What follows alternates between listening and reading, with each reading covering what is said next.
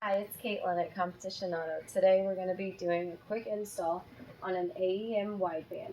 Now this isn't just a gauge, it will allow us to get into the computer and tune it through HP tuners. We have a beautiful ZL1 right here.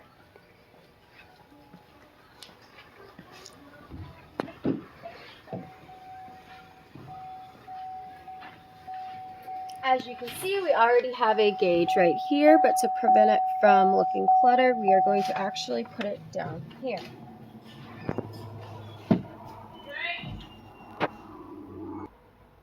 Now that I know where I'm going to put this gauge, I need to find a spot for wire to the O2 sensor.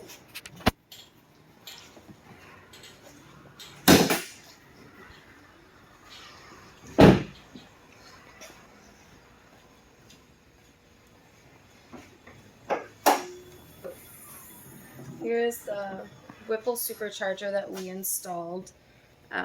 We had to delete the sound tube. Back there, Whipple supplied a plug that we put in, and we are going to run the wire to the O2 sensor through there.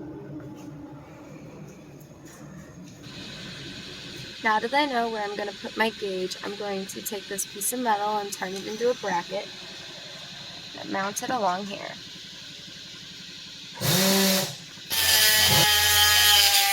Here's the bracket after I've cut, painted, and shaped it. Okay, that sounds good.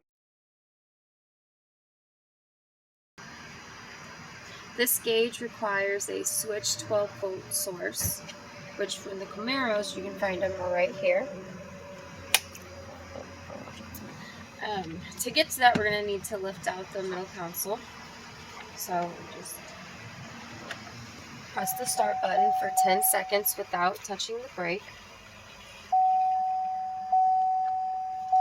Then you're going to put your foot on the brake, put the car in neutral.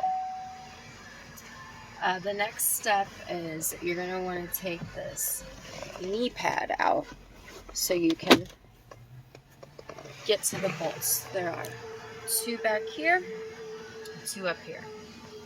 Now that the car is in neutral, you just simply pull back on this, lift it up, and now you have access. The wires for this power source are purple and black, and I have followed them down through this wire harness. And it is those two right there. We're going to tap into them right here. This is the easiest way to access them. We are now going to take this connector apart so we can access the wires.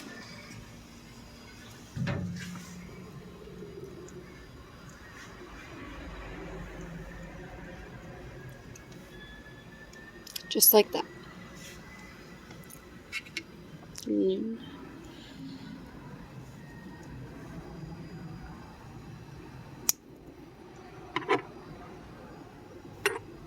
Alright, and your wire is out.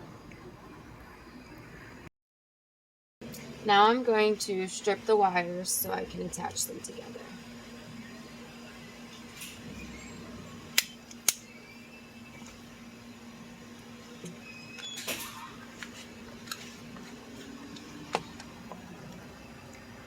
Can you see that all right?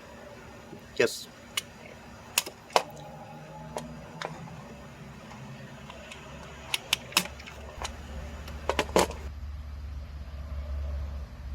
It is now ready to be soldered and heat shrink.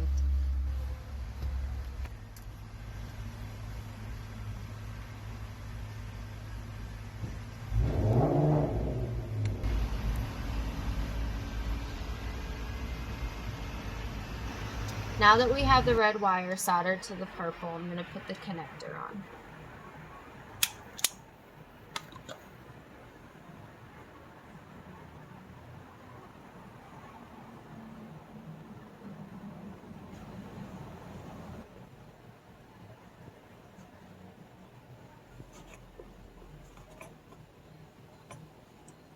Now that I have the connector crimped, I'm going to add some heat.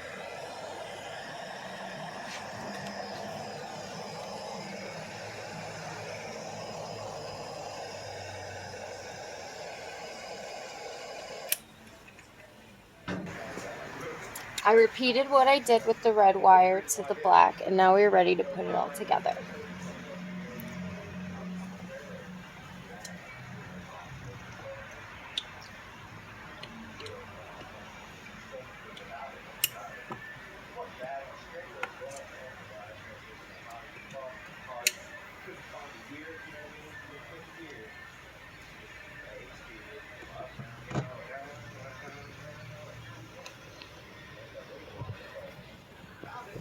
We are going to put the knee pads back in place now.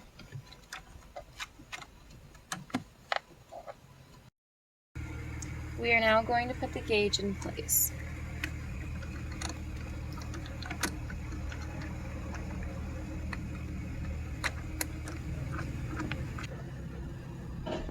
Once you have it in place, you will put the nut on.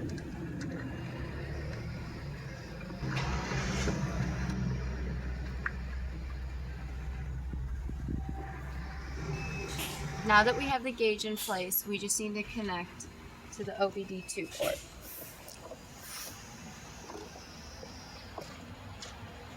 And after you do that, you're going to want to tuck this wire neatly behind the dash. Okay. Now that we have the gauge mounted and wired, we're going to start this up and see if it works.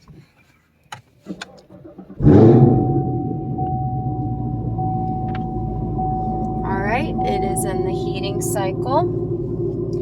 If you guys are interested in a part 2 on how to connect this gauge to HB tuners, let me know in the comments.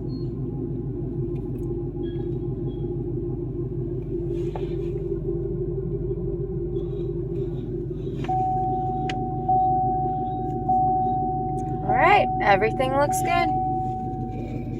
Thank you for watching. Okay, guys, now that Caitlin has this wideband gauge installed for us, we're going to go ahead and connect it up to our HP Tuners scanner so we can data log this thing and finish street tuning this thing. So here is our HP. Caitlin, if you don't mind, can you reach over and plug that in for me? Now that you have it plugged in, can you go ahead and turn on the ignition for me?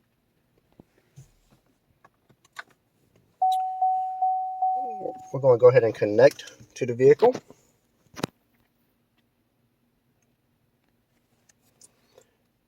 And now that we're connected, we'll go back up to the vehicle and hit repoll for supported parameters. What it's doing is it's now looking for everything, so it should pick up the AEM wideband gauge in here.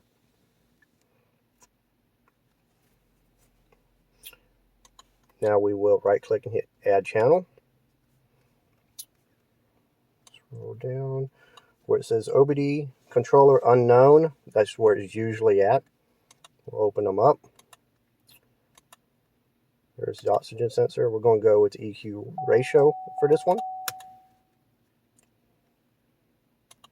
Get it to click on there. There we go. And now we're going to record to see if it works. Right here it says 15 sits with the car not running. If we look over to the gauge, it's pretty much right on the money. So we are ready to do a little bit of street data logging and tune this baby in.